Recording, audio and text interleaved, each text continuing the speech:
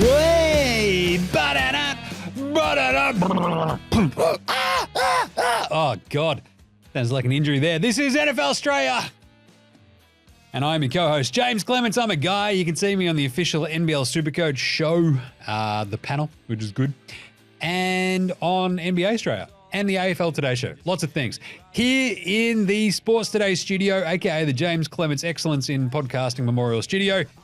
Not joining me in the studio today, but on the screen in front of me is a bloke who is the sometimes singer in a band called The Ramshackle Army. He is my mate. He's your mate. It's Gaz. Gaz, what's going on? Jimmy, usually I don't come into the studio because I'm busy, but today it's just too fucking hot, to be honest. I just thought I'd got the fan going, been watching football, Monday Night Football next to my desk, and I'm like, you know what? Jim can do this by himself. I'm going remote. Send it over in ones and zeros. Love it. But this is the Week 7 wrap-up show of NFL Straya. Week 8 is when it gets weird. I've already talked about this on last week's show. I love Week 6, Week 7. It's the perfect time of the NFL season. It's not too cold. You go around to the bar when you're in the States. You don't have to walk through frozen slush. It's just good. Week 8 is when it gets weird, though. We'll talk about that in a second. We've got the Week 7 wrap of all the games. We've got the yeah-nows. We've got our weekly awards. We've got fantasy because I skipped over it last week. Was that because you lost, Jim? Maybe. And didn't you hear about it, mate? Didn't you hear about it? Yeah. There was umbrage, Gaz. Umbrage. Things to say. Who would have thunked it? We have our Week 8 picks as well, which is an absolute cracker. And that's what we do on NFL Straya. So let's get into it. Episode 107 of NFL Straya. Let's go!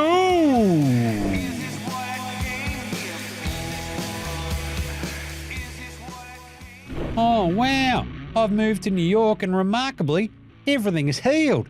Oh, g'day, it's Davante Adams and you're listening to NFL Straya.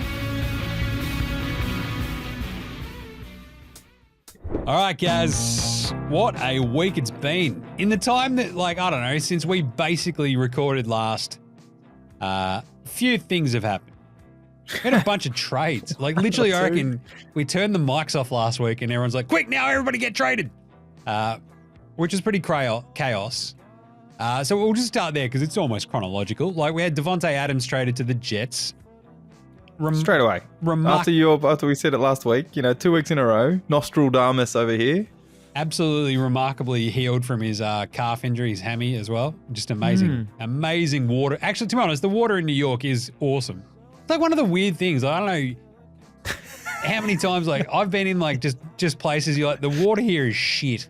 But then you go to New York, you're it is remarkably awesome drinking water. And anyway, maybe it's also magical if you're Davante. Amari Cooper was traded from Cleveland to Buffalo.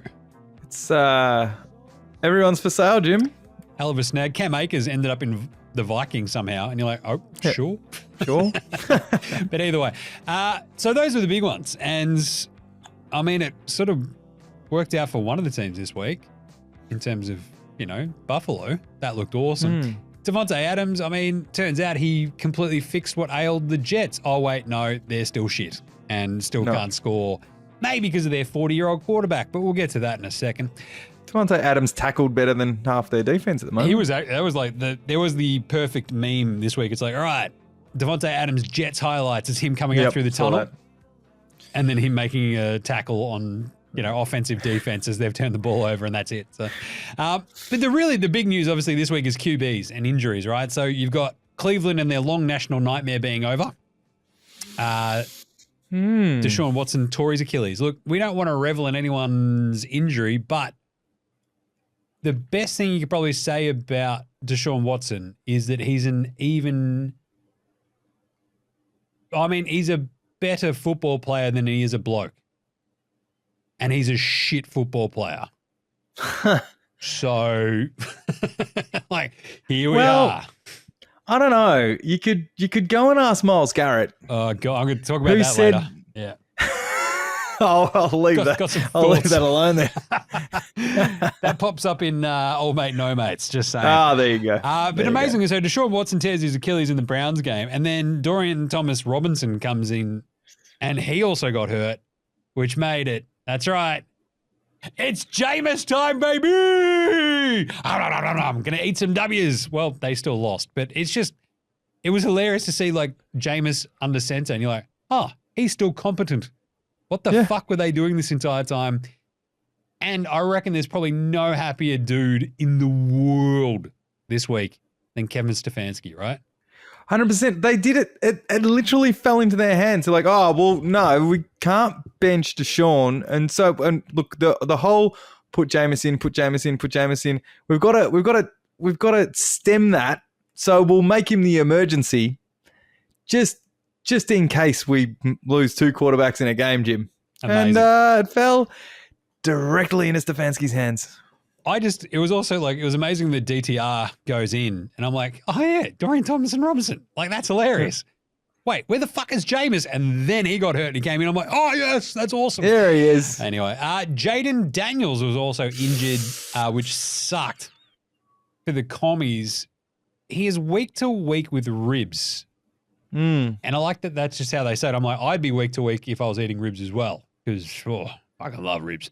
But he got hit, and this has always been the sort of fear with Jaden Daniels, right? He's not massive, cops a couple of hits in this game and goes out and looks wildly frustrated on the sidelines, which makes sense. So, but week to week, like, you seemingly if you're kicking the shit out of a team, and you're like, this is fucking fun, and then all of a sudden you're not allowed to go anymore, like, you get to Marcus Mariota gets to have all the joy of the afternoon. Yeah, it was weird. They kicked as you said, kicked the shit out of the Panthers, and you're like, oh, Jaden Daniels is awesome. And in the back of my head, I'm like, oh, god damn it, my offensive rookie of the year bet. Bloody hell, shit. Crap. Hopefully he's all right. But then outside of this, obviously there is another big quarterback injury, and that's AOC, Aiden O'Connell. I mean, I don't want to laugh at him, but 4 to 6 weeks for Aiden O'Connell, you're like, yep, that's a bit shit, but still. The Raiders, I love this as well. Like so the Raiders bench Gardner Minshew, Aiden O'Connell comes in, gets hurt, they have to go back to Gardner Minshew. That is like you fired somebody from your band and then suddenly you can't get a new drummer or something. You have to bring them back for like a couple of gigs, Gaz. Have you ever had to do that? Or They've settle down, mate. They just picked up, but they've just got a new quarterback who's going to save the season, Jim. They just got picked up Desmond Ridder. I love Desmond Ridder. Desmond do nothing Ridder. That's awesome. Maybe they could have Jacoby Brisket. So those are the QB injuries, but then the biggest other ones, there was I think the flip side about, like, we talk about this all the time, right? So first 4 weeks are now the preseason when it comes to the NFL. And like in years past, like the first couple of weeks of the actual season, that's when all the injuries would happen. That's now just happening now because it's week 6, 7, 8. That's now like the first couple of weeks of the actual season as everyone's getting injured. Brandon Ayuk, this sucked. Held out. Gets his big contract. Done for the season. Tears his ACL and MCL in the last 43 seconds of the game, Gaz. Ouch. It sucked. Debo couldn't really breathe in that game either. Turns out he had to go to fucking hospital because he's got fluid in his lungs because of pneumonia. Excellent. Jesus. They're also still missing CMC for the moment, but we'll get to that in a second. Then today we had just an absolute fucking cacophony of injuries for the poor bloody Bucks. Mike Evans pings his hammy on a missed catch. Was like instantly grabbing it too, just laying on the ground, which just sucked. Not great. And Chris Godwin dislocated his fucking ankle, which is one of those horrible, horrible injuries. You're like, it's just dislocated. That means you've essentially just snapped your foot off your leg. Yep. Don't know about you guys, but that's fucked. If you're I don't reckon if you're a wide receiver who has to plant his foot and the foot may stay there, your foot goes that way and your leg goes fucking that way, Jim. Are you with HBA? I don't reckon that's a good idea. That's not a good idea. Anyway, so that was not great. There's a couple of other injuries. We'll get to them in a second. But the other bits of news before we get into the wraps, Hassan Reddick is back for the Jets this week. Ended his holdout, which is pretty funny. He's one of the very few, I think, NFL players ever to sort of hold out and come back on the same revised contract with them still going, we'll figure out a long-term deal at some point. Yep. He might have also just realized he's a fucking moron. He's like, wait, I'm paying $800,000 a week to not play in the NFL? Wait a second. Something's gone awry here. But, I mean, the Jets are just sort of sitting there going, well, just in time for the Pats. Great. And the other little bit was Danny Dimes got benched in that Giants game this week, but they came out and said he's still the starter guy. What's going on? Yeah. It was cooked. We're protecting him from himself so he doesn't get... No, as Dayball said that they wanted to spark the offense. They wanted to spark the offense with Drew fucking Lock. Love that. Oof. Where's Tommy DeVito? And is that Tommy DeVito's That's music? Let's go. That's what they're asking for. Might spark it a little bit more. Speaking of Brian Daboll, like a couple of other coaches might have saved their jobs this week. Dougie P, I think he is in the clear by going 1 or 2 in London. He at least gets on the flight home, which is kind of nice. Yeah. And Nicky Sriracha, I reckon if it felt very much like that game was like a save Nicky Sirianni's job. There's a lot of headlines in the Eagles media about the players showed up after all the talk about him this week. The players have showed up and gone, oh no, let's play for this guy. Sure. And it came out in the fact that every 4th down we went for, I succeeded. So anyway, that's Andy. He's 2-0 since he shaved his head, Jim. Oh god. What did I say? Brittany Sriracha? Yeah. Yeah. Or was it Nicky Spiracha? Anyway, it still works. In some good news, Tua will practice this week according to Mike McDaniel. And that's kind of good, I guess, for Tua. At the same time, I'm not sure how good it is because if he gets hit one more time, like, what the fuck? Cooper Kupp is back at practice this week, which is nice. So is Jonathan Taylor, which is kind of nice. Expected to practice at least. And CMC, as I mentioned earlier, the Niners got no one left. It's basically George Kittle, and even he, I think, had a sprained foot that he was dealing with. And CMC might not be back this week. I think the Niners got the bye after this week, maybe. And so he might be back after that, that seems like the smart thing to do. Just give him another 2 weeks, whatever. Yep. So another bit of that injury, little Odyssey Battler news. Mailata was placed on IR this week. Oof. So he's going to be out for a little bit. Nice where you want to deal with your enter. Jim, I'm going to do one of those BBC things that happened during COVID where there was like a baby in the back of the fucking thing. I've got a cat screaming at my door. I'm just going to let the cat get out of here. That's awesome. Well, you do that. I'll talk about the rest of these injuries. There's only 1 or 2 more ones there. It's like DK Metcalf went off with a knee sprain, which was, I don't know, he'd already had a touchdown and stuff like that, which is kind of neat. But outside of that, it was like, oh, yeah, cool. DK, I think he had his touchdown and maybe had his yards as well if you'd bet on him. So it was like, oh, thanks, man. But yeah, Seattle, we'll talk about that game when we wrap it up, but that was like the hilarious one that we both, I think, picked wrong. But I managed to bet against myself again, and I was fucking laughing on Monday that it actually worked. But anyway, let's quickly do some Week 7 wraps. Remember that horrible Thursday night game? The Sean Payton game? I don't want to. What the like? Yeah, I think I got this tip, but I didn't think this game was going to go anywhere near as fucking embarrassing for the Saints as this absolutely ended up. This was just fucking wild. So I came very close to messaging you and going, wait a minute, the Saints have got nobody. I'm changing my pick, and then I just never did because I'm like, actually, the defense will put up a fight against Bo Nix, and they just did not. 33-10, Denver kicked the fuck out of the Saints in Sean Payton's return. He just came back and went, fucking, how do you like this? And threw his big schlong on the table. Thunk. Javonte Williams had a couple of touchdowns. Bo Nix versus Spencer Rattler was not exactly barn-burning football unless you had, like, you know. Is Spencer Rattler more Will Levis than Will Levis? Like, some of those crazy, like, passing, the fumbles and the passing directly to the defender, and you're like, what the fuck even is this? I know it's his first game. Second game, wasn't it? Second? But yeah. I think the weird thing for Spencer Rattler is, like, you can see why he was like a highly touted prospect for a little bit. Yeah. And then just as the college career went on, nah. Nah. And now he's like a backup. You're like, oh, nah. That's like, It was very much like, he was like one of those nascent sort of first round, like potential first overall picks like 2 years ago, and then just wasn't that good. Just dropped. But either way, look, Denver kicked the fuck out of him. It was heartening to see that they figured out the run game. But at the same time, the Saints were just horrible. They didn't have Olave. Kamara didn't do anything. And you're like, yeah, this game sucked, whatever. Well, they're now at this point. This is the weird thing about the Saints. They've gone from obviously that hottest team in the fucking league, blah, blah. They've just been riddled by injuries through offense and defense. Yep. And now it's, well, are they going to be sellers before, like, the rumors now are that people like Kamara could be open for the trade block, that sort of stuff before, because this season's pretty much done. And, after this, if Carr can't come back and be fucking magic, which is not going to fucking happen. I mean, your favorite coach in the world is going to get the ass, and Carr's going to get replaced. And wow, how the turns of tables since week 2, Jim.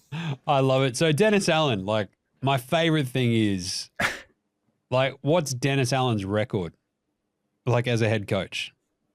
I'm pretty sure you're going to tell me that it's fucking terrible. If you thought that he lost 2 games for every one that he won, you'd be right. He's 26-51.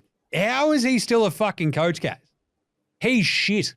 That's a 33.3% win percentage. Like, it's remarkable. Anyway, what can you do? He's gone. Fucking. But the crazy thing for me is that Denver's now 4-3, which is just insane. Wild. Yeah. Anyway, moving on. New England got the shit kicked out of them in London by Jacksonville, 16-32. We did score the first touchdown, and then it all went to shit. 22 points in the second quarter for Jacksonville. They ran right over the top of them, prompting Jared Mayo to go, "We're soft." Like, you're the coach, you idiot. What the fuck? You're the one who's meant to make them not soft. What? He's out there calling out Jalen Polk. He's like, hey, he's fucking there. So you don't look like you fucking talk on the sideline, idiot. Anyway, I've got a lot of problems with Jared Mayo. I'm angry. Yes, you do. I'm pissed off. Pats, even Bill Belichick came out. He's like, what the fuck are you talking about, Jared? Like, this is bullshit. Like, we were the best team, like, in yards allowed against the run last year. And now the Pats are like fucking 25th. So it's mostly the same players. You're the one fucking up, dickhead. Don't blame the players. Anyway, Jacksonville, Tank Bigsby was awesome. They ran over the top of us. Fucking Travis Etienne being out, and he was already kind of not starting the season well. Like, Tank maybe taking over RB1. Drake May was fine. He still looks good. And, like, that's going to be the weirdest thing about watching the Pats the rest of the season, I reckon, is like you'll see Drake, like, flashes from Drake May. We're like, yes, mate. Yes. But then the rest of it, you're like, please don't die. Like, the O-line is so fucking bad and they just can't do anything. So the Pats stink. Jacksonville still on life support. Moving on. Seattle kicked the fuck out of Atlanta, 34-14. So we both picked Atlanta in this one. And then I'm so fucking angry, as I mentioned, for not messaging you to change my pick for this. I think we talked this out last week. I just leaned too hard on the Seattle defensive injuries and not on the fact that Atlanta's defense got absolutely zero fucking pressure on QBs. Yep. And if you give Geno time, he's fucking awesome. That's all it is. Like, if he has a skerrick of time, he's good and he will probably win the game. And he had fucking plenty of time in this game. And they kicked the shit out of Atlanta, even with their own defensive injuries. Seattle, they fucking ruined Kirk Cousins. He had two INTs, a fumble that was just like hilarious. He just looked like he was having a shit day. And you're like, when Kirk Cousins has those, like, that sort of look on his face of like, I'm not having very much fun out here. But yeah, you're like, the game's over. And that was exactly what happened. So, like, even though Bijan had over 100 on the ground, Drake London wasn't bad. Drake London also had a fucking pass get tipped, then go through his hands, and then get caught by the opposition again. You're like, oh, that's just very unlucky. But I think that was the thing that I saw happen like 2 or 3 times this week when the defenses touched the ball twice. And I think on a couple of occasions, you're like, oh, if you touch the ball twice and you don't come away with the INT, like, that's fucked. But I think in that one they did. So, the craziest part was, I think it was 71 total plays for Atlanta to 56, and they got their heads kicked in. Gino, he's just efficient. That's awesome. Yep. So, But it's we didn't mention it in the is it DK? He's got an MCL sprain. I mentioned that whilst you were sorting out the cat, you said. Ah, there you go. Sorry. Fucking cat at the door. But I mean, for Seattle to do this on the road, go in there and just kick the fuck out of him. As I said, DK had like 99 yards and a touchdown like before he went out. And he's sort of on the cart and looking sad. But it was like, it's just I love it. Just a sprain, a knee sprain. It's always a bit fucky, but that's a big problem, I think, for them in the next few weeks because so much of their success comes from when their defense is actually able to tee off on a team like Atlanta and their offense is sort of nicely balanced. Because like Kenny is back, as they would say, Jim. Yep. Kenny Walker was able to actually do some shit in this one as well. But yeah.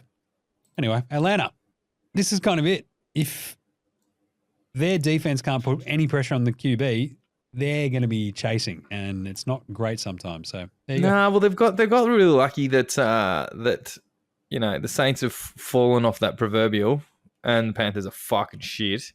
But we'll talk about it later. That fucking Baker he's giving it a red hot go. Yeah, Atlanta might just fall into this by default. Like it's crazy. Yeah. Anyway, 34-10, Buffalo kicked the fuck out of Tennessee because it turns out Mason Rudolph is also bad. Yes. Amari Cooper's like, this is great. I don't hate my quarterback. I don't know what routes I'm running. But that was great. He had, who did he have like spelling out the actual route to him? Was it Keon Coleman? Like it's a rookie telling you the route you need to be running. Like that's awesome. So just fucking the end zone's over there, mate. just go that way. Head that way. It was amazing. I was like a little like the Titans were leading this at the half, and then they just kicked the fuck out of him, and I was like, I had in a surprise twist, I had a few bets on this week. But I like the Buffalo kicking the shit out of the Titans was one of them, and I was sweating it, and then I'm like, got the iPad out on the table with the squids as they're having brekkie, and I'm like, I think that one's fine now. We're all good. And they just there was I think it was we're still in the early morning slate, right? Yeah, so I was focused mainly on the Eagles game because we had the early game, and so I was just flicking over at bits, and flicked over at one stage, and it was Tennessee leading, and none of us saw this coming. That was the commentary. Yep. You're like, oh shit, it must be really fucking one-sided if that's what's going down. And then the second half kicked in, and it was fucking all over skis. Yep.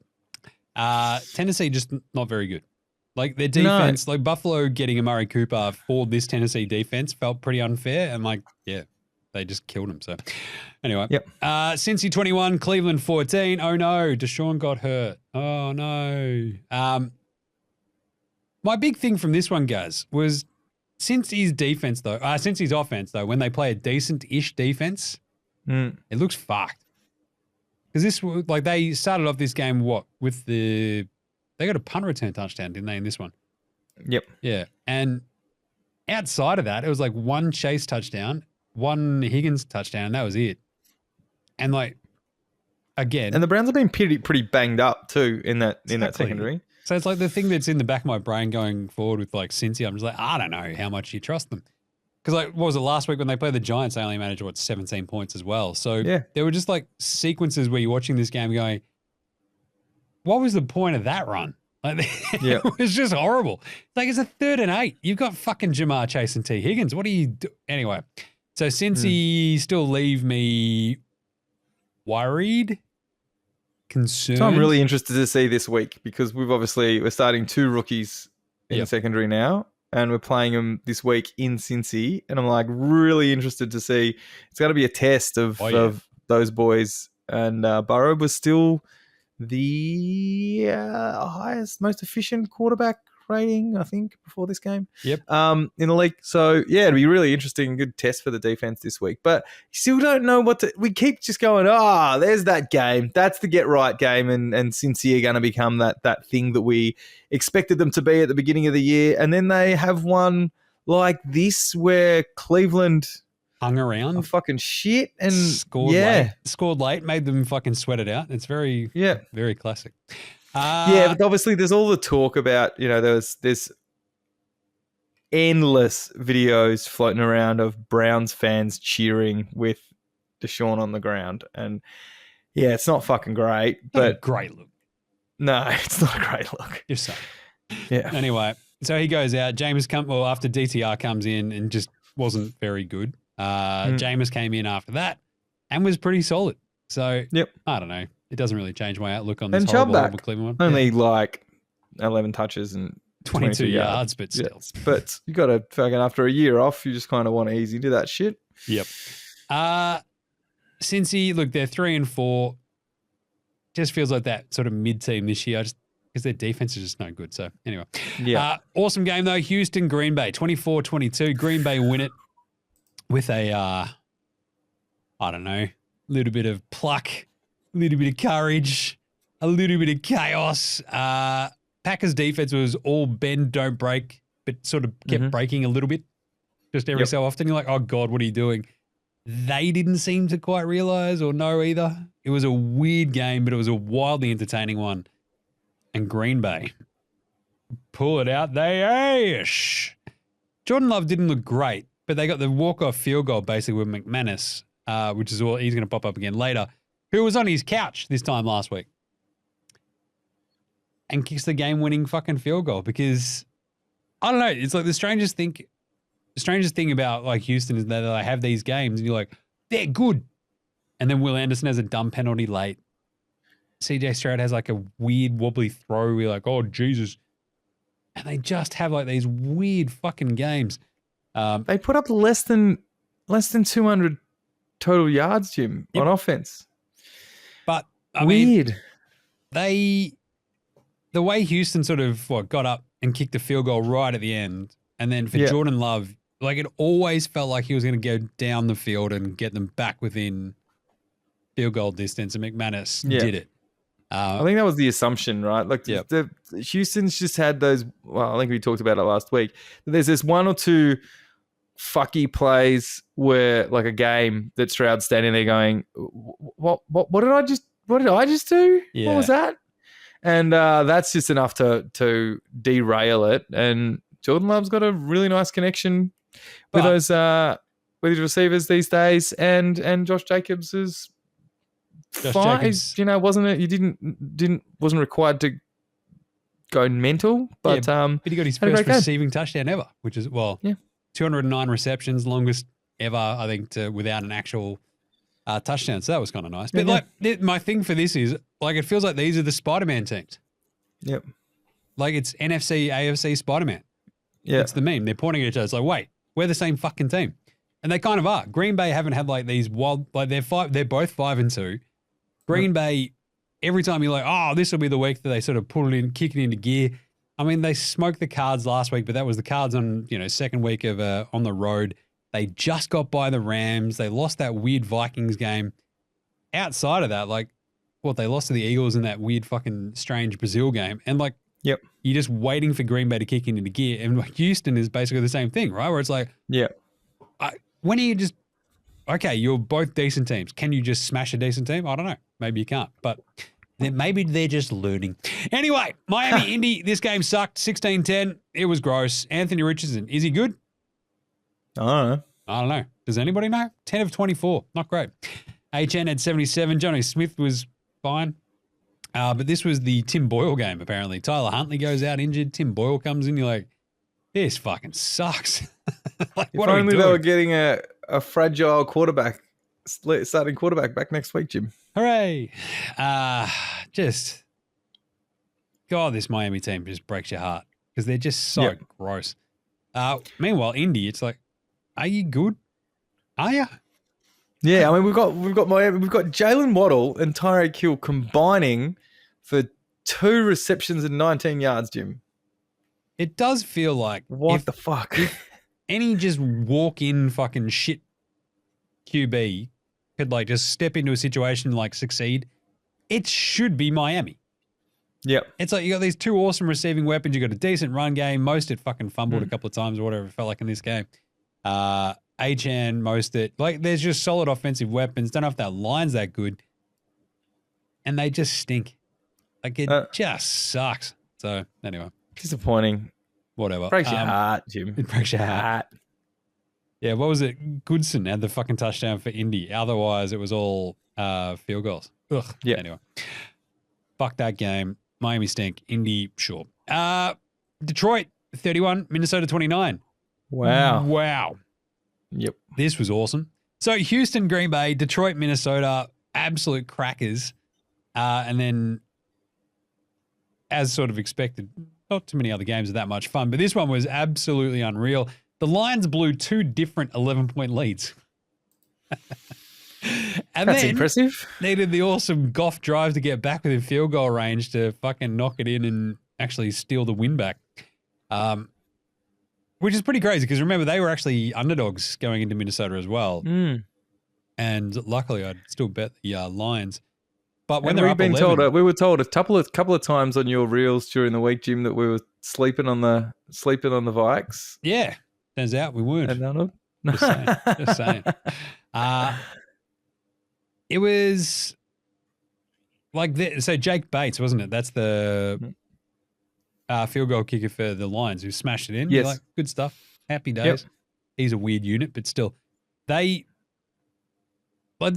this will be their games from here on out, right? Like without Aiden Hutchinson and like just the holiness of that defense anyway, they'll be able to put up 31 on anybody. Yep. They could also give just up hang on for dear life. 30 and you just got to make sure you have the ball last, I guess. Yep. Amon Ra was really good. He had 112 and a touchdown. Jahmyr Gibbs, like that was the thing. Like it felt like the Vikings defense, as I said, they were down 11. I was like, sweet, Lions, I got this one. And you're like, oh fuck, what just happened? The Vikings defense, which is awesome. Flores is crushing it. They wrested control of the game. And you're like, oh my God, they've done it. They've just like sort of put you in the position of like, fuck you. This is our game now. Look at me. I'm the captain. And then Jahmyr Gibbs is just like, fuck off, idiots. Check this out. Just a couple of nice little runs, a nice little reception. And Detroit sort of got the ball back to where they needed it to be and sneak out the win after getting back down. Yeah, it was 29-28 before Detroit got that last drive. And Goff was fantastic. Gibbs was fantastic. Yeah, exactly Goff's still running at the point this day. He's more touchdowns than incompletions. That's awesome. I think it's 15 and 15 now for the season. That's insane. That's ridiculous, eh? And the Vikes, I mean, Darnold didn't look bad, which is kind of neat. But at the same time, no Aiden Hutchinson. It's probably not that hard to look not bad. Yep. It's going to be, mate, this playoff vibe. This is a playoff vibe game. So I know it's early in the season. Well, mid in the season now, but definite playoff vibes of these teams. How good's the NFC North, though? Yeah, it's wild. It's awesome. Absolutely wild. Your game, 28-3. Eagles fly. Beat the piss out of the Giants. Well, no, it was good. I enjoyed this. I haven't enjoyed that. We have not won a game by double digits since early 2023, I think it is. The Eagles continued 8 games in a row now, Jim. 8 games in a row with no points in the first quarter for this offense with these weapons. None. But Danny Dimes considered his continued his run of 600 and something days since he's passed a touchdown at MetLife. So that's awesome. Saquon revenge game, as it was always going to be touted. Reckons he came into the stadium and saw Giants fans burning his jerseys. Like, oh, that's a good start. And the Eagles started, not amazingly well. He couldn't really get anywhere until you just knew he was going to break one. And 176 yards on 17 carries. It's over 10 yards per average, Jim. Not bad. Like the Giants just had absolutely nothing. We just in the second half, Jalen Hurts passed 4 times, and then the rest of it was just runs. They were in control of the game with 10 minutes to go. Jones got benched. Eagles pulled the starters, and it was like, see you later. Saquon was 11 yards away from his single game record. His most at MetLife, and he said, nah, let the other boys go. It's so good. The defense played well. There's not really much to complain about this. The Eagles rookie corners held neighbors to 41 yards. But it's where to from here for the Giants, because that defensive line is fucking brutal. Dexter Lawrence and Brian Burns is just out of control. But if you can block them, give yourself enough time, or just run the ball straight down their throat and get past that defensive line, well, you're in for a good day, because they got fuck all else. Yep. Didn't Burns go out injured at some point as well? And that sort of just helped. He wasn't happy kind of towards that end. But at the beginning of the game, it was fucking weird. There was 7 sacks in the first quarter. I'm like, this could be 6-3. And then it kind of exploded, a bit. So it was good times. Yeah, I had bet on the Eagles with an alternate line at 2.5, just because I was so just I don't know about this one. But my absolute favorite bet of the week was Saquon touchdown, and off he went. And absolute fucking lock. The Eagles, they ended up 13 sacks in this game, 8 to the Eagles, which is fucking wild, because we had nothing from that defensive line from the first couple of games. But we both picked the Giants, and to be fair, it was a lot of the media picked the Giants because we just kind of expected Jalen Hurts holds the ball for too fucking long, and he did today, waiting for for the routes to establish. But they just got enough time, and then once they bounced a couple to the outside, it was see you later. Yep. Yeah, I do like that I'd picked the Giants, and then obviously ended up betting on the Eagles. Anyway, Vegas 15, Rams 20, Kyron Williams couple of touchdowns, Stafford 0 touchdowns and 1 interception. It was just a weird, just choppy game from the Rams, but they controlled it for most of the game. And then Vegas came out of sort of nowhere and just kept giving the Rams the ball back. Because AOC goes out injured. Minshew comes in and throws 3 interceptions, including the game clincher. They were still in this, and that's kind of the thing that gives me pause about the Rams, where it feels like as they get healthier, they're one of those dangerous floaters out there where you probably just don't want to play them. But at the same time, their defense just isn't that good. So, I don't know. It was... No, but in terms of, Jim, in terms of questionable coaching calls that you always love to say, what happens when you're down a single score of 8 points and you kick a field goal with 2.5 minutes, Jim? How many scores are you down? Yeah, it's pretty weird to be down one touchdown and then still be down 1 touchdown. So I don't know if that's the smartest of coaching, but here we are. 2.5 minutes to go. It's the Antonio Pierce experience. I love it. It's amazing watching him just because Antonio Pierce doing shit like that just takes a little bit of heat off Jared Mayo from just being a fucking Jim Caldwell clone just on the fucking side of the. It looks like he ate Jim Caldwell, but at the same time, he just absolutely nothing on the sideline. That cut to Jared Mayo, I'm like, can he just yell at somebody? Just do something. It's fucking weird. At least San Antonio Pierce, players coach, is yelling and just doing dumb shit. It's kind of fun. Anyway, Washington 40-7. They kicked the fuck out of the Panthers. Pick 6, I think it was, right off the bat, which is pretty funny. Didn't get better for the Panthers at all. It was weird how the Red Rifle came in, and after that first game, you're like, oh fuck, he's all right. He's tolerable. He's and that first competent play, he literally passed it directly to the defensive lineman. It was a big guy touchdown. You're like, I was almost like he was scared. What the fuck have I got the ball in my hands for? It was amazing. It was weird. Yeah, it was straight to him, and you're like, oh, God, okay. And then they just rumble back. It literally never got any better. To the point, they did, I think, put Bryce Young in, didn't they? So, yeah. Yep. And at this point, this is why I was never completely out on the whole Bryce Young thing. It's it just sort of sucks. But he'll get back in because this team is shit. Here we are. Anyway, Washington, look, the biggest thing for them was Daniels getting hurt. Brian Robinson crushed. He had 71 yards on the touchdown. But, yeah. Panthers, they stink. Kansas City won the Super Bowl last year. You might remember that. They also won the Super Bowl rematch the other day. 28-18. KC just keep doing it. Also, these two teams just don't play weird, normal games at all. They traded interceptions in the first quarter. It was 14-3. Mahomes and Kareem Hunt got going. 14-6 at the half. And and then they just kick the fuck out of him. Yep. Like they finished up the game with 2 interceptions and 2 touchdowns. Like it's like, what the fuck is going on? It was weird. Mahomes, like I throw Mahomes in the MVP conversation every time we talk about it because you've just got to, because they're unbeaten. Yep. Even though he's sort of playing shit. I was going to say that. More interceptions than touchdowns. Like what the fuck is happening? Can you go 154 yards and no touchdowns, 2 interceptions, and still walk away 6-0? Like, it's a crazy world that we live in.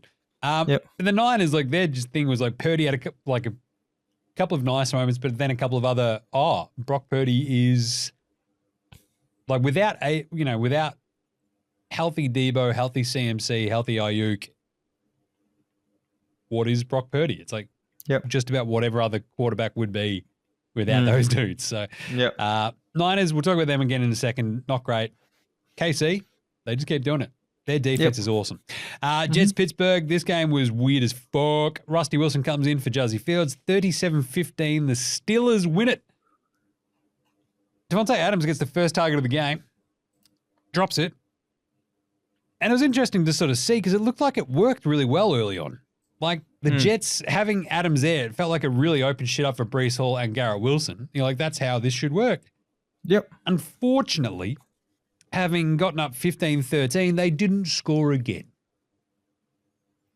So that was weird. Like, at some point, you're just going to be like, wait, this is not great. To allow a different team to score, like the other team to score 31 straight points, guys. I'm no math magician, but you're not going to win too many games if that happens. No. Right? They're up 15-6, the Jets, and then they weren't. So they also, the Steelers, they just keep blocking field goal kicks. What the fuck? Like they had one that was called back because of a penalty. But otherwise, like even old mate, she wandered into the lounge room while out on the big tally at one point. She's like, did they just block a kick? I'm like, yes. She's like, does that happen often? I'm like, yes. For this team, it does. They just keep fucking doing it. It's bizarre. Yep. Anyway, but yeah. But I mean, Rusty's worth talking about because he came in. He was his first start from Juzzy Fields. He didn't look fucking great. There was a few wayward passes.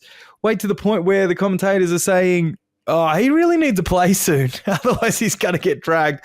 And then all of a sudden, he doesn't have the old weapon like the old rocket, but there was that up and under, just the, what do they call it? Guys, sometimes, guys, when you throw the ball vertical and it just lands. It drops down on his head. It's just so much easier to catch, guys. Like, you just throw it up with, this guy here. Chris Collinsworth blew in his pants with the fucking vertical ball thing. That Pickens pass. It was amazing. Like, it was pretty cool, and that was kind of it. Like, Rusty just like, as you said, it looked like he was going to get dragged. And it's like it clicked in his head. It's like, I'm going to get fucking pulled if I just don't unleash this shit. And he just started fucking piffing it. It was awesome. Yep. And it's like, there might be someone down there. Check this out. It worked. It worked so well. I loved it. But I don't know, there was an amazing moment where like the Jets coach, Jeff Ulbrich, not to be confused with Lars Ulrich, dropped the challenge flag. As he was trying to challenge it, fucked up. They ran the play and they scored a touchdown. I was like, what the fuck just happened? That was so best distraction ever. Xavier Newman had a neck injury off the hospital as well. I forgot to mention that earlier, but yeah. Mm-hmm. Pittsburgh, that was insane. The Jets just might be not very good. No, they're in a lot of trouble, man. They're fine. They're going to kick the fuck out of the Pats next week. Oh, well. Anyway, 2 games today. Baltimore, 41, Tampa Bay, 31. This was like 41-17, I want to say, wasn't it? Tampa Bay recovered an onside kick. Baltimore, the only team to have the only 2 recovered onside kicks this year have come both against the Ravens. There you go. Which is weird. They did manage to catch the second one, though, so they didn't get in too much trouble. The problem was Tampa Bay just kept losing dudes. Like, they lose Mike Evans, they lose Chris Godwin, and it's just like this, you're fucked now. Kate Otten was absolutely massive, but then they sort of finally got within pissing distance. At some point, though, you're down 10 points. There's like a minute and a half to go. You probably don't need Chris Godwin out there, and then boom, he fucking snaps his foot off his leg. Yep. Anyway, Lamar was incredible. 5 touchdowns. 5 touchdowns, man. That was Andrews back in it, mate. I'm back, baby. How good's Mandrews. Here we fucking go. And Desi Henry just doing Desi Henry things. You're like, it's just, we'll see what he does after the half, and he'll just do a 70-yard run straight down the sideline. It was You're incredible. Like, what the fuck, dude? That was wild. The fact that you got to give it to the Bucs. The fact that they stuck with it for that long. At the beginning of the game, they were in control. It seemed like they were running well.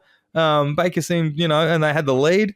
And then all of a sudden, it was 10-0 after the quarter. Yeah. You're like, that's a bit of a jump. And then it was 10-7. And then it just kind of snowballed from there. Yeah, I was worried. Like 10-0, I'd bet Baltimore and the over, which was like 51.5. And I'm like, that's fucked. Yep. But then there was no defense in that second half, right? But then they scored 72 points total, and Baltimore were fucking flying. But yeah, look, Lamar to Andrews is awesome. Lamar throwing the ball a couple of times to Derrick Henry as well. Like they just when they sort of kick into gear, you're like, this is kind of fun. They lose. Who'd they lose on defense? Was it Hamilton or no? It wasn't Hamilton. It was somebody else. And it was just like, that's a bit of a worry. But then offensively, they just kicked into gear, and you're like, yeah, they're the best team in the AFC, I think.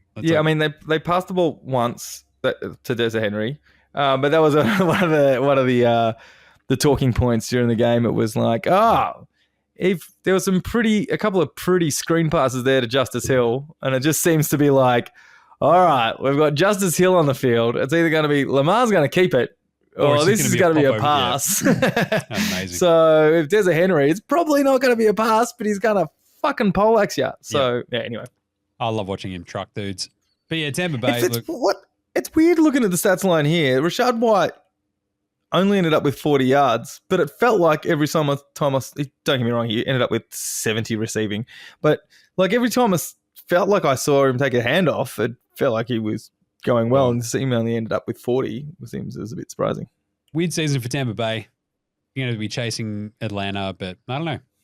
Tough one at home to lose that. Well, they're both 4-3. I think Atlanta's got a little bit better record. Cousins at least has healthy receivers, though. That's it. Thing with Tampa Bay. Going to get really tough from here on. And then 15, the Chargers, Arizona, 17. Another walk-off game-winning field goal. That's pretty crazy to have 3 in a week, but here we are. And this is a kick in the dick for inmate Jim's final bet of the week, where I think I had Juzzy Herbs over 200 and something passing yards. I had Kyler with 50 rushing yards and the Chargers to win. Goddamn son of a bitch. Anyway, that's all right. You get that on the big jobs. Chargers defense, awesome at times. And then at times you're like, what are they doing? It's Arizona. Feels like they should be able to do so much more on both sides of the ball, and they just don't, but they somehow won that game. The Chargers, offensively, it's like, just let Juzzy cook just a little bit.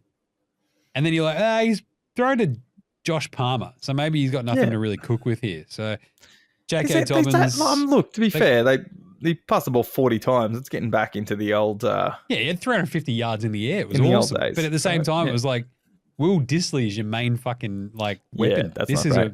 It's not great. Lad McConkey his name is being said way too many times. Every time I hear it, I giggle. It's like Lad McConkey is a fake name. You're a fake person.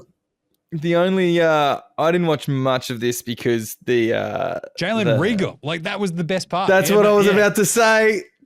Reagor, fuck yeah, as an Eagles fan, I was like, when he left, he tried to tear the paint off the walls. And you're like, that play, so the highlight that they cut to from the Baltimore game, that's what I was watching most of, it was like Jalen Reagor has the reception and races down the sideline. He's almost in. He's like a couple of feet away, Jim. And then the defender punches the ball from the back and you're like, that's going to go out of the end zone. No, they just said the other defender picked the ball up on a step, falls out of bounds, recovered, happy days. Jalen Reagor, eat shit. Amazing. See you, buddy. Amazing. Look, the Chargers are just weird. And if you sort of look at 15 points, and it all came from Dick of the Kicker. Yeah. Which is probably not the best way to win games of football. No. I reckon you need someone else to score a touchdown at some point. But the Cards were like, it's kind of neat. We'll just score 2 and then kick a field goal and win it. And you're like, that's probably more efficient. So here we are. But this is it. Like every time you get Jaymz kind of going, the Cards win. Like it's almost like fait accompli. He had 100 yards and they won. So Kyler scrambled for 64. I had him for 50. I was so happy with that. And then I can't believe the Chargers let them fucking go down and score. Anyway, let's do some quick yeah-nahs. KC, are they just going to keep doing this, guys? Yeah, I think so. 6-0. It's fucked. The only unbeaten team. They won the Super Bowl last year. They're 6-0. The defense is the story. The offense is just a bit of a tire fire at times. They're fine. The next year now, though, is should you be able to absolutely fucking poleaxe Pat Mahomes when he's pulling shit like he did in that game? Oh, look, I'm going to throw it. I'm going to throw it. Watch out. I'm going to throw it. You should be able to fucking take his head off. Simple as that. Yeah, no. Yeah, but also, should you be forced to retire if Pat Mahomes truck sticks you in the end zone? You should be forced. That was fucking funny as. It's like you were fucking just get out. I love that he leaned his shoulders in and he was like, fucking check this out. Bang! Yeah. All right. Jesus. But yeah, like I love like anytime something like the Mahomes thing where he's twinkle toeing around like defenders on the sidelines, like I'm gonna go out. No, I'm not. I'm gonna go out. No, I'm not. I'm gonna throw it. Check out. Oh, pump fake. My favorite thing is then Twitter going, this is what used to happen when that happened. And it's just like QB's getting absolutely fucking shit pumped. Destroyed. Like it's amazing. Anyway. Next up, are Detroit the best team in the NFC? Yeah, no. Detroit the best team in the NFC? I would go with yeah. Like I picked them the last couple of weeks, and I just don't see that the holes in defense are showing up as much as we kind of assumed that they would. I was worried about the secondary and a couple of pieces missing in the offseason, but they're holding up. Yes, they've allowed, 29 points and Hutchinson going out is not fucking great. But that before their bye week, we were talking about Minnesota having a surprisingly potent offense behind Darnold. That receiving core is pretty good. Running back is not dead, even though he got traded away. Like, they're a decent offense. You don't want to be trying to outlast someone putting up 29 points every week, but I think they are. I don't really see anyone better than them. However, it is a lot closer in the NFC. Any given day, you could have a fucking, the Vikings could go the other way. You could have someone like the fucking Packers just pick up over the top. I wouldn't give it to fucking Kirk and the Falcons, but at that top, there's probably 3 or 4 teams that on their day could go either way. Yeah, my counterpoint is no one in the NFC is good. So no one's good. It's like Washington, sure. Philly, right. Like the entire NFC West is like chaos. Like, and that's kind of it. Like the Niners, this is another year and a half where you're like, are the Niners now just actually kind of hooked? They're 3-4. I think so. And they don't have Ayuk. CMC's got 2 fucked feet.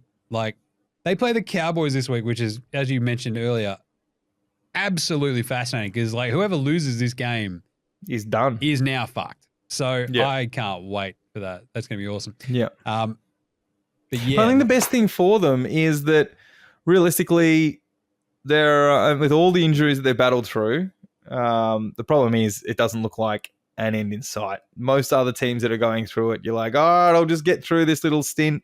When we had Smitty and AJ out at the same time, like, if we can just hold on, that'll come back. And, the Cowboys are even looking at some reinforcements on defense. But fuck, as soon as someone looks like they're coming back, someone else goes out for San Fran. Yeah. And they're long-term injuries too.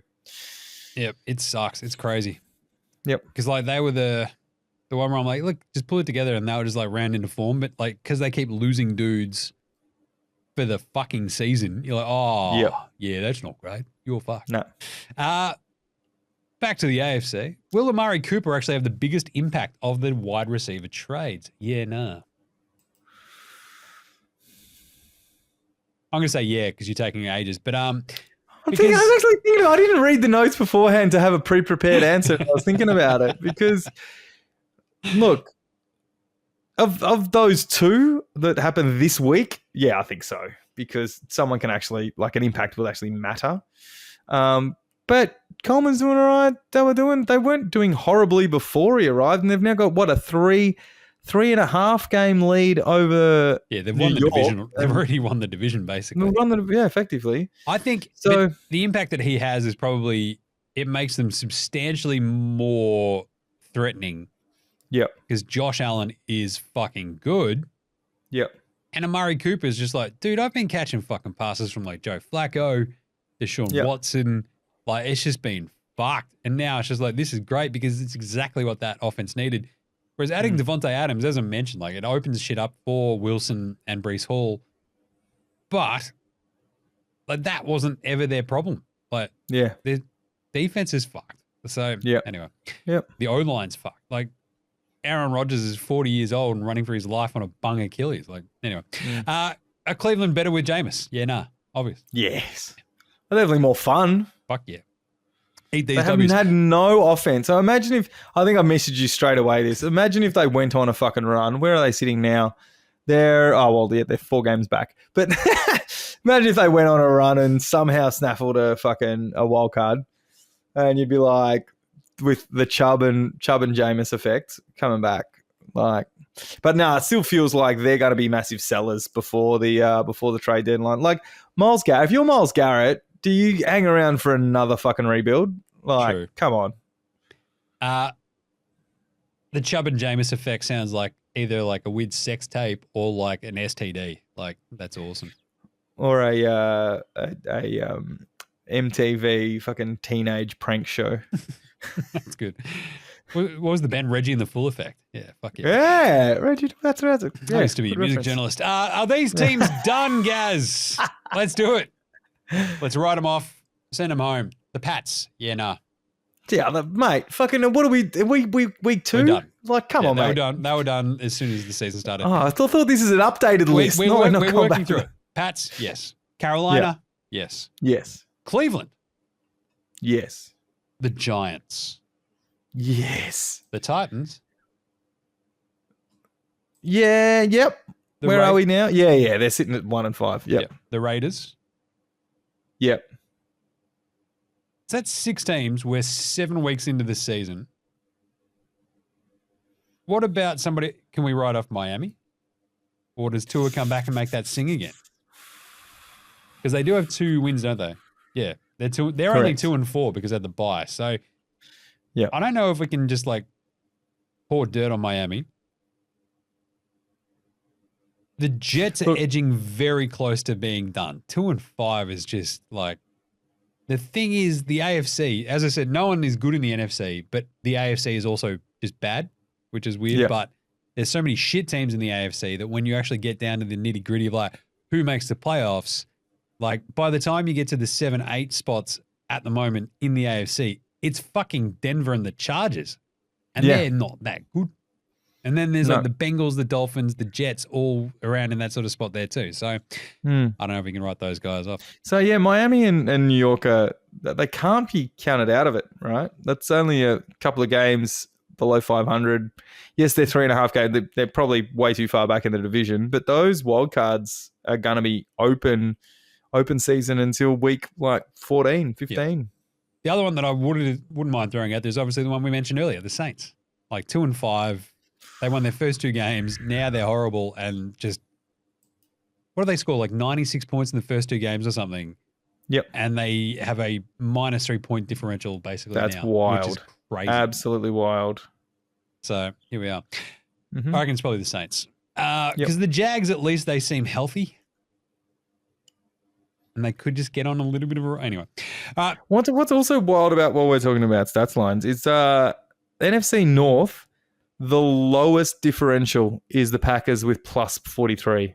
That's fucking insane. Well, weren't they also like the first division through 6 weeks in ages to have like all 4 teams like on 4 wins or something, I think it was last week. Yeah, right. With Chicago on the bye this week. You're like, all right, cool. Yep. Good bloke of the week. Who are we buying a beer? Saquon. That was a great revenge game. That's how you do revenge. Yep. Revenge is not best served cold. It's served fucking piping hot at MetLife. That was awesome. That was fucking great. Josh Jacobs, as I mentioned, the huge amount of receptions without a touchdown, 209 plus, and then he got a reception that was a touchdown. I think it was a record. That's amazing. Beanie Bishop Jr., 2 INTs for the rookie. He was shredding it. Also, his name is Beanie Bishop Jr. It also made who was calling that game? It's would I go to the No, that wasn't Chris Collinsworth. Someone was calling that game. Who was doing the Green Bay Houston game? It was somebody.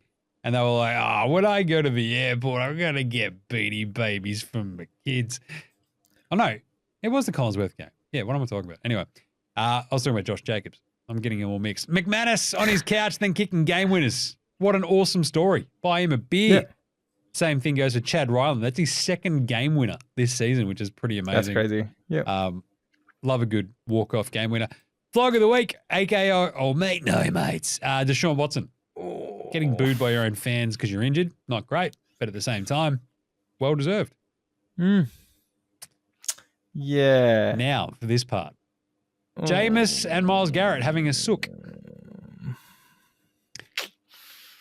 So, Jaymz came out after it and was like... So cringe. Hey, I'm a person... I love a person for who they are, blah, blah, blah, and just goes on this spiel. And the dumbest people in the world are like, oh, this is so powerful. It's like, God will guide my journey. Is it powerful or is it just really fucking dumb? Because Jameis and Myles Garrett coming out and being like, yeah, look, I think my entire thing is go, look, hey, that shit, I didn't like what the fans were doing when they were booing DeShaun when he got injured. Yep. Not on. We don't want ever anyone to, like, we don't want to cheer injuries ever. That's fucked. But coming up being like, he's been a model citizen. The world's against him. It's just another challenge for him to overcome. What about all the fucking masseuses he came over? Like, what are we doing here, guys? Yep. What are we doing? Great. That made producer Gerald laugh. I'm happy that popped to me in my head right then. It's like, come on, just fucking give me a break. Like, fuck off. Like, seriously, he's like, are you seriously going to stand there in front of people with a straight fucking face and go, DeShaun Watson is a pretty good guy? Yep. Fuck off. He's one of the shittest blokes, and I can't fucking take you seriously if you go, oh, look, he's never done me wrong. Yeah, because you're not a chick who's giving him a fucking massage. What are we doing here? That's fucked.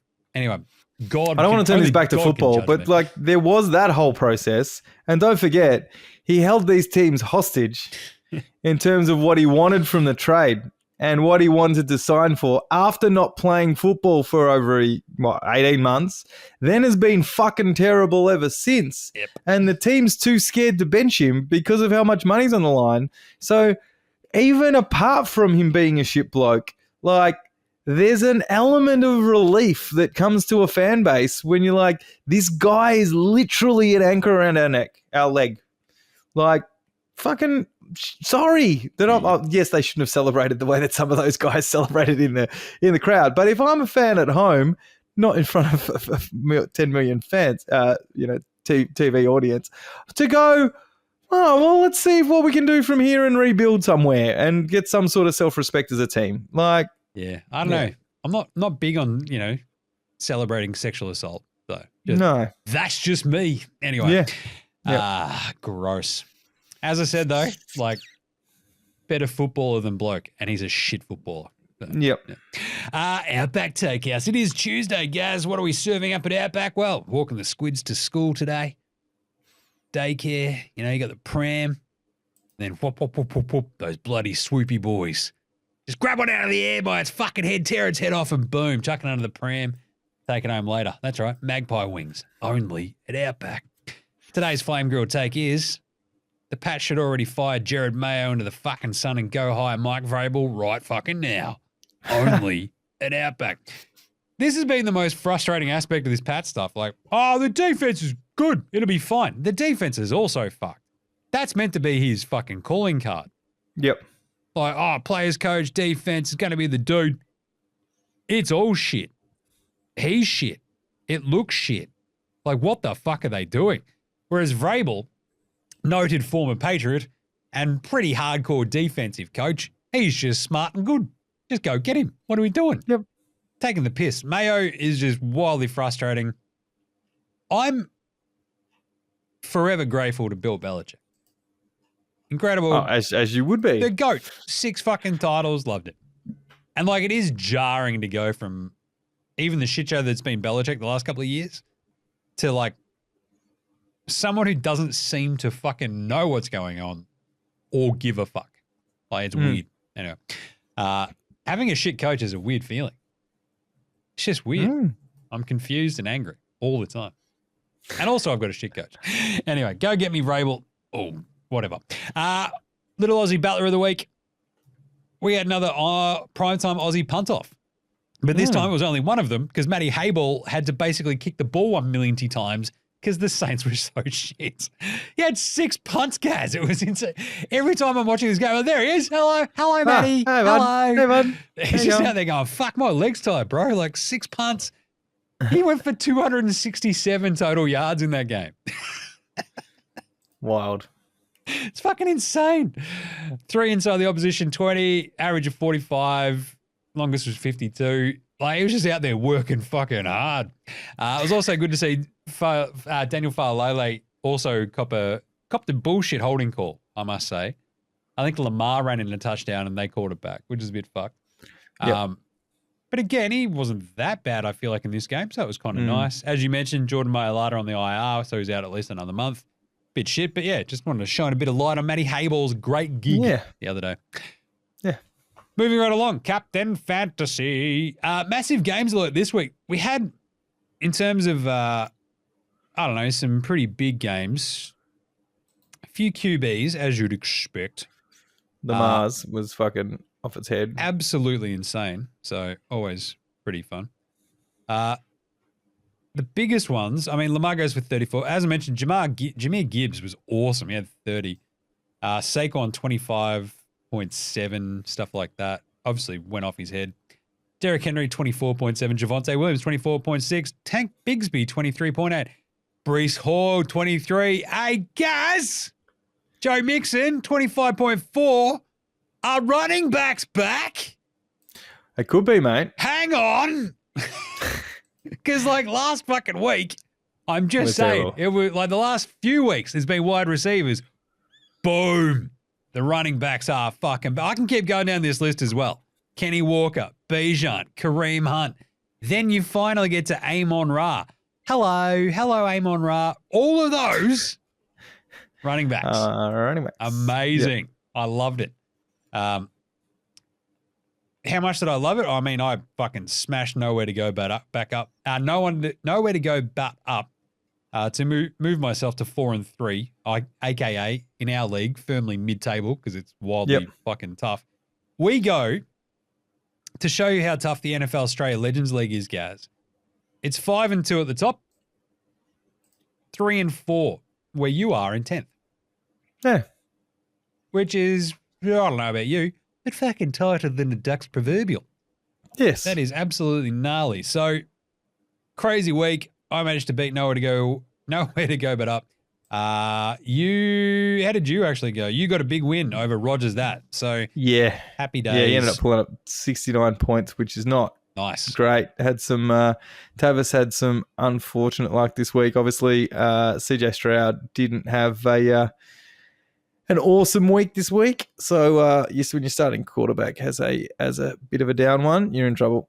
Yeah, but the big news, I think, for the NFL Straya Legends League was that fucking McKeegan finally copped the loss, which is good.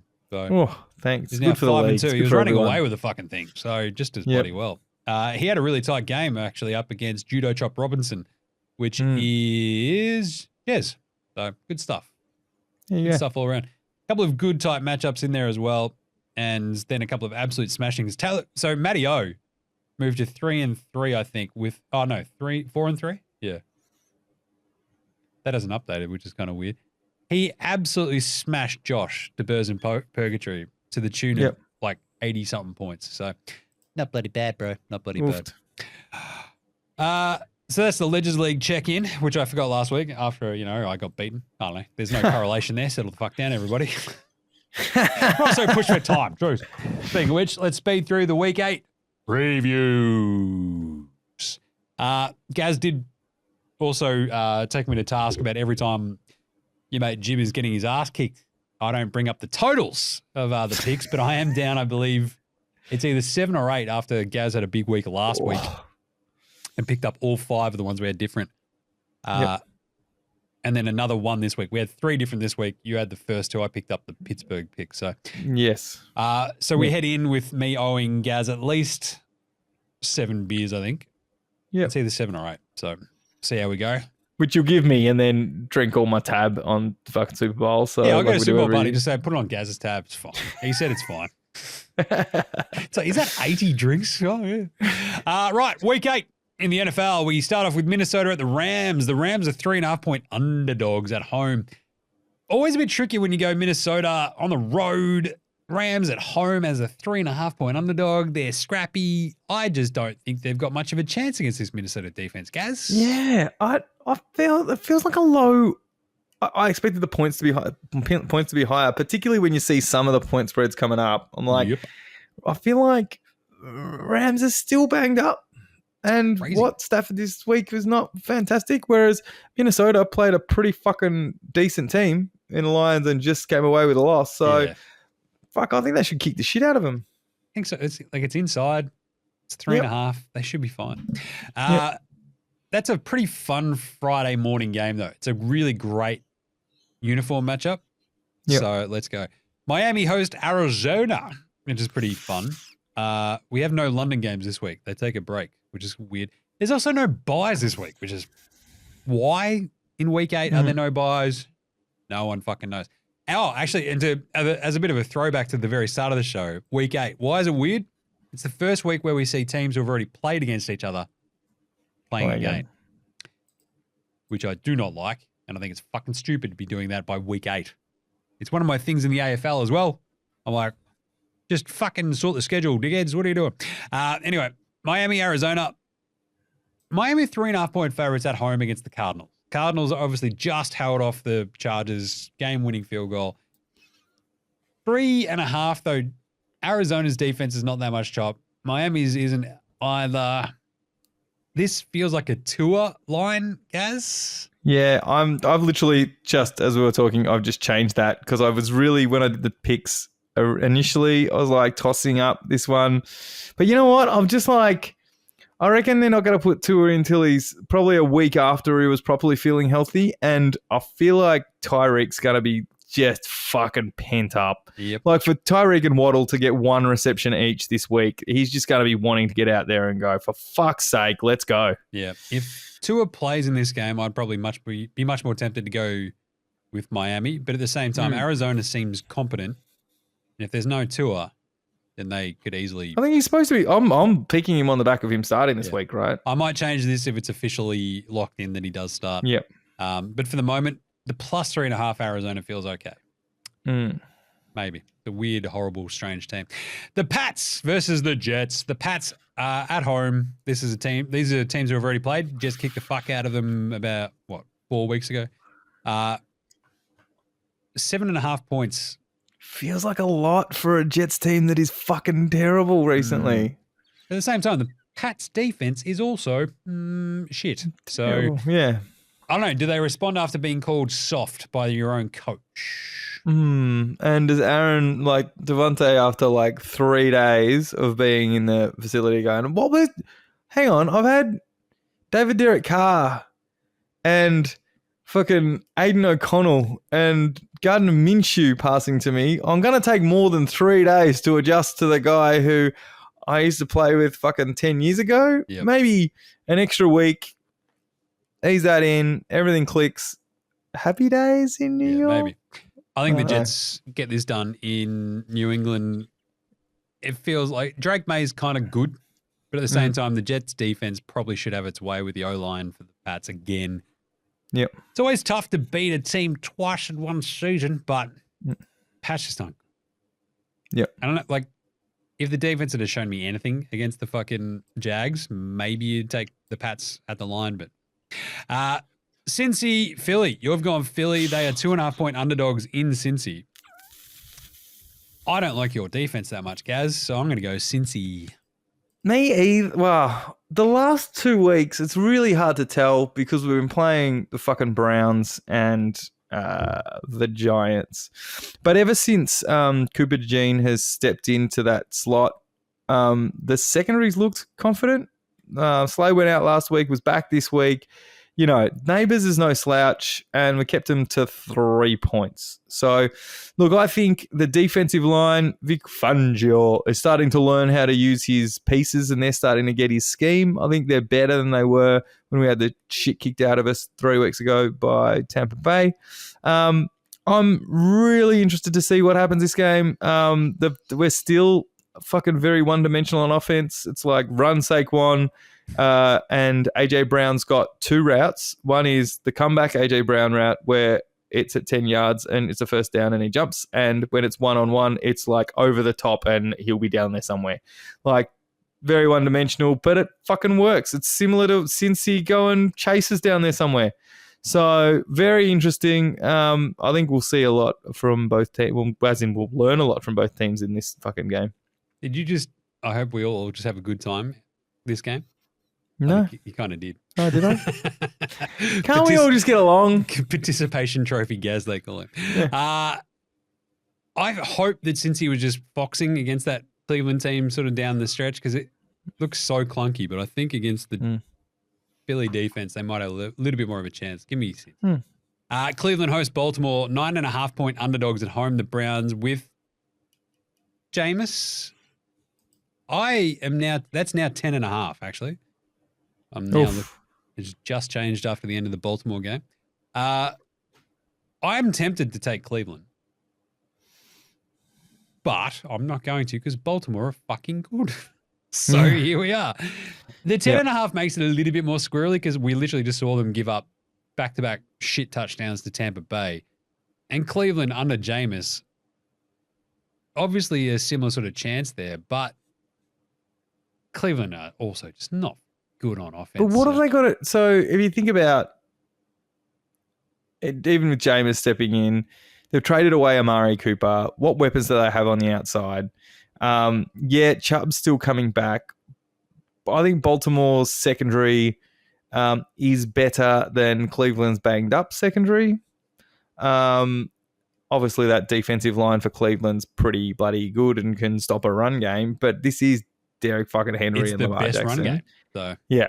And so look, I think they've got these a lot of fucking points. But I think if anyone can get this done, if they're keep that rolling, it's Baltimore. Detroit, similarly 10.5. That moved from 11.5 down to 10.5. The Lions against hosting Tennessee. Tennessee is shit. Detroit 10.5. I still trust this. 31 points they put up against a good team. Playing a decent-ish Titans defense at home, though. They should be way too good and should win that one. Yeah, agreed. Green Bay, Jacksonville. The Jags are 4.5-point underdogs at home. This is a scary one because this is Green Bay pull it out of their ass, win by a field goal, or Jacksonville cover. But I think I'll just keep leaning on Green Bay to play that game where they just blow away another shit team until it stops happening. And they're just, as I said, bottom man meme, them in Houston. But we're both going Green Bay. I agree. Then speaking of Houston hosting Indy, AFC South, always funky, always weird.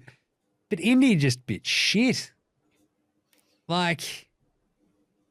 Houston, that D-line is pretty good. They'll cause a little bit of havoc. It just feels like they use Anthony Richardson fucking strangely. My first reaction to seeing this is, Houston should win this fucking easily. And then it also doesn't feel like that at the same time. These two teams also already played, haven't they? Yeah. I think this is another one that could just go a little bit fucking weird and wonderful. Steichen can match this up nicely. It was 29-27 in week 1, these two. Yeah, there you go. So it could be a little bit fucking weird. But they're at home this time, Houston. Yeah, I still trust them more. We then have Tampa Bay, Atlanta. You've gone Tampa Bay, Gaz. At home against the Falcons. Yep. With no weapons. Okay, that's fine. You can do whatever you want. Yep. I've just, I feel like was the 2.5 before or after? Oh, that's now game? Plus 1.5 for the Tampa Bay Buccaneers. There you go. I was going to say that's a 2.5 with no Mike Evans. That's pretty big. I'm still going Atlanta. Yep. I'm going to stick with Tampa Bay. I've just got a feeling that some wheels and Rashad White. I feel like that you can run on Atlanta, Yep. And Atlanta outside as well. It's going to be interesting. New Orleans Chargers. We've both gone the Chargers -7.5, just because I think of how shit the Saints look. But that's also Saints look fucking terrible. Also a weird game. Just like the Saints are either they lose this, they could be firing Dennis two first names Allen, or they could. But the Chargers haven't exactly been putting up a lot of points. They've been the wins that they've been doing is by defense, right? 7.5 is very fucky. We're still going to the Chargers though. Buffalo go to Seattle. That's a fun trip. Seattle 3.5-point underdogs at home. This I went back and forth. Like after what we saw from Seattle against Atlanta. The thing is, Buffalo defensively solid, offensively running into gear. The 3.5 sort of puts me off a little bit where you want to go Seattle just to like Buffalo just squirrel it out. But still going to go Buffalo. I just trust them a lot more. How many times this season are we up to when we've said, oh, they've rounded it out and they've turned a corner now, Buffalo, they're stable? Like, I reckon at least 3 times we've said it, and then they drop a fucking shit one or a shit half where you're like, where the fuck's that come from? And all of a sudden they turn it on at halftime like they did against Tennessee. Like, man, fuck, when are we going to get some consistency? Chicago, Washington, top 2 picks in the draft. This is all depends on Jaden Daniels if he's playing. So Washington. That's why I've highlighted it when I've picked both teams, Jim. That's it. I don't know if you can do that, but Washington +2.5 because that's a no Jaden Daniels line, I reckon. Yep. So without Jaden Daniels, I've gone Chicago. With Jaden Daniels, I'd probably still lean towards Chicago just because if he's banged up, they're going to be very quickly to go, yoink, off you come. We don't want you getting more hurt. Yeah, so I'll probably still stick with Chicago, but this one might change. But you've sort of done the split as well. Yeah, I'm kind of going to let this down to the wire because even the line moving could be interesting here. Jeez. But Chicago might end up being that team that like, they've after their bye, they've come back and gone. They were on the up and up beforehand. So yeah, but this is the game we want to see for generations to come, right? Like fucking these are the 2 top generations to come. Love it. Generations, years to come, maybe. Like I don't know if your usual quarterback career goes for generations, but that's fine. Yeah. But yeah, 1 and 2, Caleb versus Jaden. Let's go.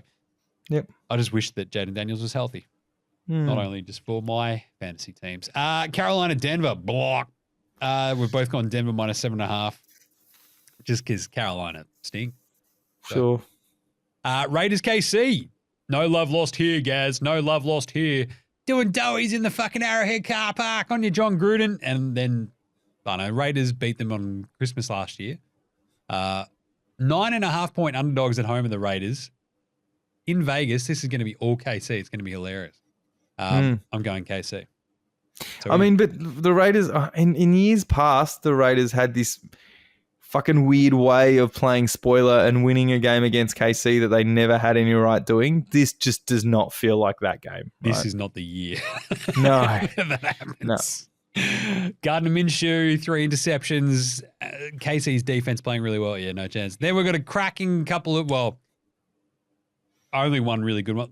So to count that up, we've got 7.5 Pats, Jets, 10.5 Baltimore, Cleveland, 10.5 Detroit, Tennessee, 7.5 Chargers, Saints, 7.5 Denver, Carolina, 9.5 Raiders, KC. That's insane. 6 games with over touchdown spreads. Then we have Dallas, San Francisco on Sunday Night Football. The Cowboys are 4.5-point underdogs. That's still the line. I'm going to go Dallas, Gaz. Yeah, I'm thinking more about that line and who's potentially out. And I'm thinking, there's a chance that midway through this week I might be messaging you and going, I'm flipping this one. Once it actually comes out who is and isn't playing for San Fran. But Dallas fucking stink. Yes. Like that defense is absolutely horrible. I just, in this particular game, I don't know that San Fran have the horses to go with them, not to the tune of 4.5 points. But I'll hold off until later in the week. At the moment, I had picked San Fran, but I'm leaning towards change that to Dallas. Yeah, to get the 4.5 for Dallas, even if they do lose because they're shithouse, like I'm still covered up to 4.5. And then finally, an absolute barn burner on Monday Night Football, Pittsburgh Giants. Gross. What the fuck is this? And how is this line only 5.5 as the Steelers' favorite? So in New York at home. The Eagles, who you just said have a suspect defense, kept them to 3 points, Jim. Oh, boy. The Steelers are a slightly better defense than the Eagles, and they got to go in there away. This could be, Yep. But then again, Rusty could turn into Denver Rusty, and Very quickly. This could be 6-3.